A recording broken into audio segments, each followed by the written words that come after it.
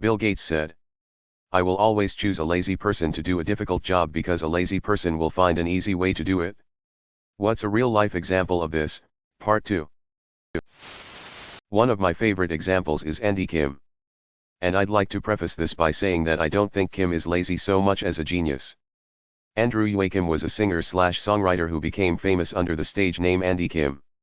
He achieved success writing songs for bands like the Archies. Possibly most notably Sugar.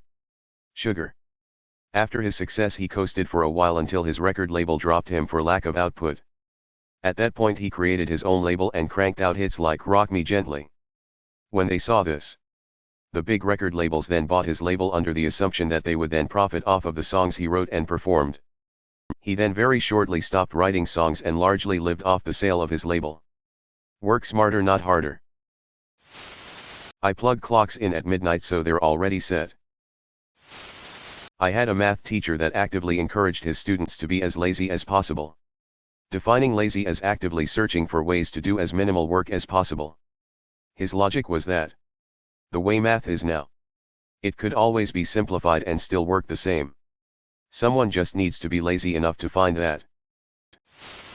Years ago as a student I got a job stocking shelves. Guys were carrying the heavy boxes. Put them on the floor and bend each time to pick up the items to put on the shelves. I was maybe a light 100 pounds, woman, and carrying the boxes was just killing me physically. So one day I had an idea.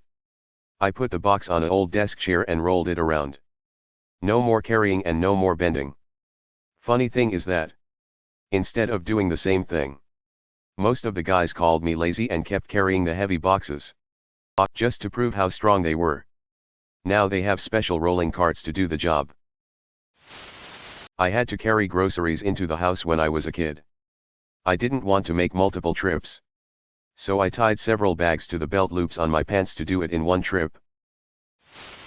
Me. I automate shit all the time at work to make daily routine jobs more easy. I write manuals with screenshots with arrows indicating where to click or where to fill in what. Whenever I write a manual, I assume that whoever reads it is a complete idiot so that whenever customers call for the same questions again, I just send them to the online manual I created. No need to type it out again by email or explain it again by phone. My brother gave my oldest nephew $10 a week if he did all his chores without needing to be told or complaining. One day he gets home early from work and sees the neighbor kid tossing a bag in the trash. He asks him what he is doing and the kid says he gets $5 a week to take care of a few chores. My nephew outsourced his chores. Water is super lazy and will literally find the easiest way to go anywhere every single time. I'm doing it right now. Automated data cleaning in Python. My coworkers don't know about it. So something that takes me 10 minutes at most takes them 2 hours. Edit. For everyone who says I should share my code. I have. I even set up a private GitHub space for my team. Some have taken it up. But others, including management, do not like it. I think they feel a little threatened. Back in high school a lot of kids used to walk through his park to get home/to school. A portion of the path went into the woods because it was just quicker than walking the actual trail. At one point in the walk through the woods, you had to go up this small but tedious hill, nothing major but it took like 10 seconds of hard work to go up it. You couldn't go around because one side was a small cliff to the creek below and other side had dense trees.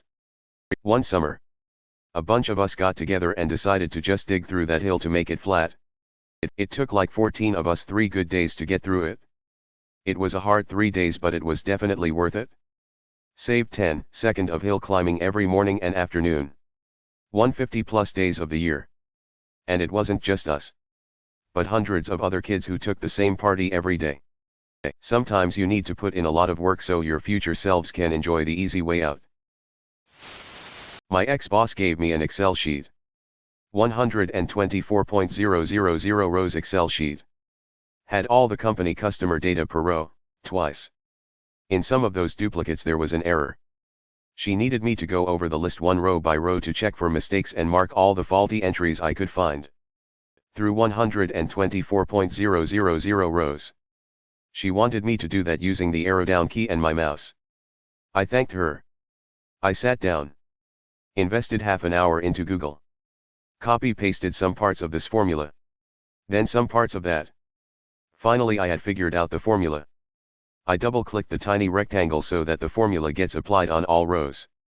Worked like a charm. I stood up. Got myself a coffee. Talked to some colleagues. Then I went to my boss. She had anticipated that I would need 3 days for this task.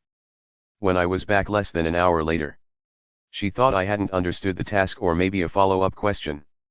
I will never forget the expression on her face when I told her I was done. There were 6 faulty entries. A year and a half later I enrolled into computer science at university where I will finish my undergrad this summer. At work, I go through parts and apply 2 different kinds of tape and 2 different kinds of weave. I have finally got the rhythm down and now I do each part individually. And apply everything at once. Everyone else goes through an entire order. Just applying tape. Then goes through it again to do the weave. I ask to use the big table in the back of the shop. And just put all the tape and weave tools there. And do the parts all at once. Normal rate for an 8-HR shift is 1,200. But I can manage 1,800 in a day. Going at a nice steady pace. Edit, I can get 1,800 going at a steady pace. I've done it before. But I usually don't. Most days I go slow and relax. Purposely only making 1,300 to 1,350 or so parts. It's just enough over rate to get my incentive bonus. And thanks to being a hard and fast worker, the uppers leave me alone at my big table in the back. They look the other way when I have an earbud in one ear. And they don't notice that I scroll Reddit or read a lot. Edit, I can't say what products we make. They're too recognizable and Googling it would reveal where I work and live. I worked goods in for an aircraft manufacturer as a summer job at university. Parts would arrive. We'd open them and key in all the details into a terminal. That bit was long-winded. I discovered the terminal keyboard has assignable shortcuts. And set up a bunch of them for all the boilerplate such that keying in an item was about 6 keystrokes. Saved myself and my workmate hours every day. Which we would spend pranking each other. Other warehouse staff and staff at other sites. I had a manager in my 20s who detested the fact I turned a 2-hour process into a 15-minute process. It exposed how much lazier he was compared to me because when the higher-ups learned from other people at my level that I created the program, they took me aside and told me he took credit for it. They asked me how I felt about that. I told them what decisions they make regarding the manager's character is their decision. Just put yourselves in my shoes and consider it from that angle. They did nothing and I took the concept to a competitor who invested the money into making the program more robust and proprietary. My name was line 1 on the patent and trademark documents and I did well enough to semi-retire at 45. I credit Lee Iacocca for the inspiration. He went through a similar problem with higher-ups at Ford and his answer was to take his brain to Chrysler who would value it. If I need directions I'm not asking a man with one tooth. I'm asking a man with one leg. Cause he definitely knows the easiest way to get there. Yup. If there's a shortcut that one-legged fucker knows where it is. You won't be hopping fences neither. It took me like 3 months. But I automated a data pipeline to extract data, clean it up, and spit it out in an Excel or PDF format to one of our clients. I walked over to shoot the shit with the lady who handles my client and gives me tasks and she told me we make 40K off them every month for that automated job. Fuck. I need to go start my own business. I was once set to test a certain piece of equipment on a ship. The test involved attaching the unit to a reader. Then run loads of command line commands. And then one would have to make a copy of all the text. Copy it into Word and save it as a real crappy looking report. There was hundreds of units. And they needed to be tested several times a year. We did about 20 to 30 a day. It would take several weeks to finish. I didn't know coding at the time. But always wanted to learn it. Within 2 months, I had made a program, even with a GUI, to spot faults with ease instead of having to actually read the reports.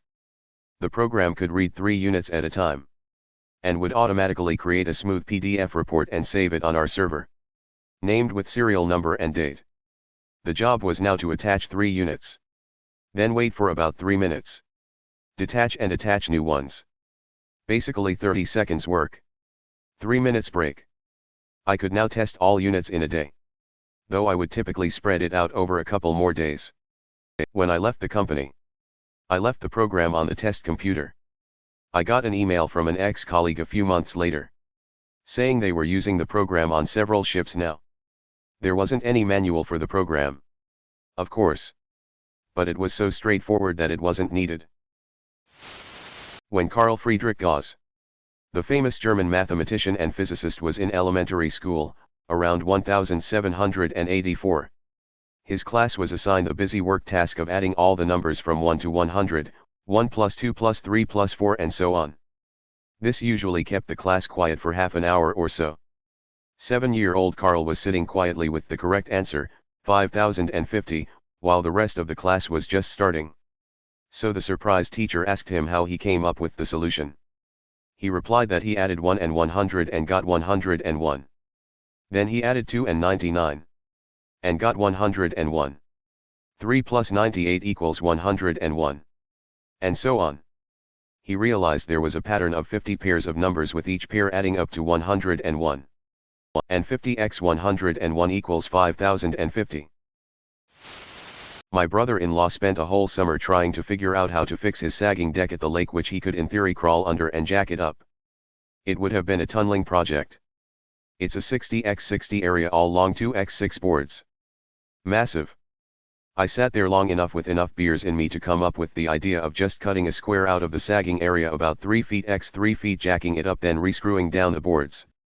He paints the thing every spring with a roller anyhow, so it's not like the square cut shows up. He thought I was a genius. I was just lazy. Thanks for watching.